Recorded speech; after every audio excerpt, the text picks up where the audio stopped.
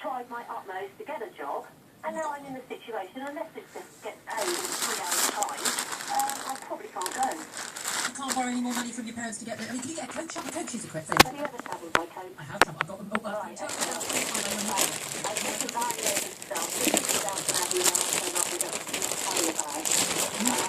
I'm relocating to under nobody in Scotland. Not having no one when I was 15 years. Yes, my darling, you managed to job. You managed to find a job. You promised to go and travel 1,000 miles to get a job. I say every single person listening right now, we salute you for get up and go. Good for you. I don't understand what you're angry about. That's what I'm confused about. You don't understand what I'm angry about. Okay, I tried to get some help. I went down to the council, said I've got no money to eat now. They said, we'll give you a food voucher. You can go to the food bank. Yeah? It's shut all week till Friday. Did you have any savings at all from your job you lost in October? No, I work with horses. I don't know It's if not you're well aware, paid. but it's slave labour, basically. We do it for the passion. My wages haven't gone up in 20 years. Now, obviously... It's not my fault.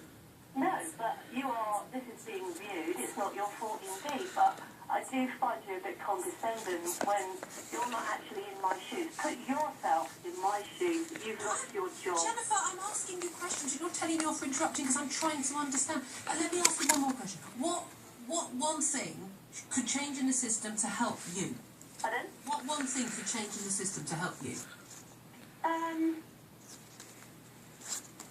I suppose really more support in getting jobs. And also that I find the people, I went into a food bank and I had a Scottish man look at me and go, oh, you're one of the unfortunate ones. I'm not unfortunate. I paid into a system. You're making me feel... FM, online, on your mobile, and on digital radio. This is LGC 97.3.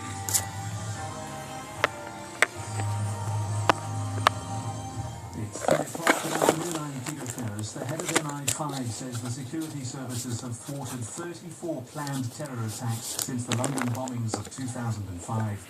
Andrew Parker is one of the 3 heads of the intelligence agencies appearing together in public to answer MPs' questions. He says the vast majority of the plots have come from people living here. There are several thousand individuals in this country who are described as supporting violent extremism or engaged in it in some way that we're aware of. And the terrorist plots that we've dealt with over the years have almost all come from amongst those people. The head of GCHQ, Sir Ian Loren, told the Intelligence Committee technology has made the job of Britain's spy agencies harder. He says the internet has given terrorists a myriad of ways to communicate, plan and spread ideas and propaganda. The activities of the UK agencies are under scrutiny following revelations by the former US intelligence operative Edward Snowden. It's emerged a terror suspect who escaped surveillance in West London by changing into a woman's burqa is suing the government.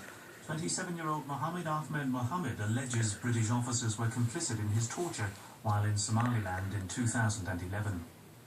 David Cameron has told LBC 97.3 he's unsure whether the 6 British Greenpeace activists being held in Russia will be home before Christmas. It's more than 50 days since 30 people were arrested as they campaigned against drilling in the Arctic. The Prime Minister spoke on the phone last night to the Russian President Vladimir Putin and told us everything is being done to release them quickly. It is dangerous boarding oil platforms, and governments that are responsible for these platforms have to have rules in place and proper processes have to be followed. But be in no doubt the British government is doing everything it can to talk to the Russian authorities and say how important it is to get this resolved. A second man has been arrested on suspicion of murdering a woman in Ilford. Marianne Pofer was stabbed to death on Ilford Lane in the early hours of last Tuesday. A 48-year-old man was arrested at the time but later released without charge. The base rate of interest has been kept on hold by the Bank of England at 0.5%. The bank's quantitative easing programme of financial support for the economy is also unchanged at £375 billion. The European Central Bank has made a surprise cut in Eurozone. Until people aren't eligible for benefits. What would you do? Come on, you've worked in the system. Tell us. You've said the vast majority of people are claiming benefits here are desperate to find work. They're doing everything they can, and there's a minority. We don't know what percentage, but a minority you think that are not doing the right thing and don't want to work. What can we do? What is the one policy change we can make that would make sure that the people who are swinging the lead aren't able to anymore? I have to be signing on every day, twice a day. That's what the government's talked about, isn't it? They can't go anywhere else. They can't lie in bed. They've got to come in. And the government needs to look at, are they actually help people that are out of work? Are they actually giving them the right thing they want? I know it's not possible to actually give them the right thing all the time. They're actually looking at jobs that can actually be tailored to what they used to do before. But isn't that the job of the person who's out of work to find the job, rather than the job of the job centre? Yeah, it's myself. I'm a typical example.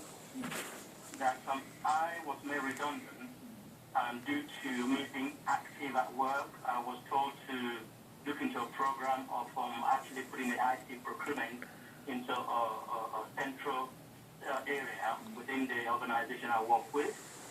As an IT director, I was made redundant. Then went to job center. Going to job center, I was just being pushed around, just sign on. Yeah, I just don't want to sign on. I want to get back again to work. And I got fed up with it. I said, okay, I want to set up a business because I couldn't find a job. No one was ready to help me. There's this agency, I think, they send you to them. And I won't mention their name. They send me to this organization. The organization, they just there, come and sign on. That's what we do, unless repeating the same thing again. Go on the computer, start playing around on the internet. So that's not what people want. No, I understand that. But again, I'm intrigued by the notion you think that someone should have to help you to set up the business. I do wonder how lots of people set up businesses who do it on their own. See, finally, you say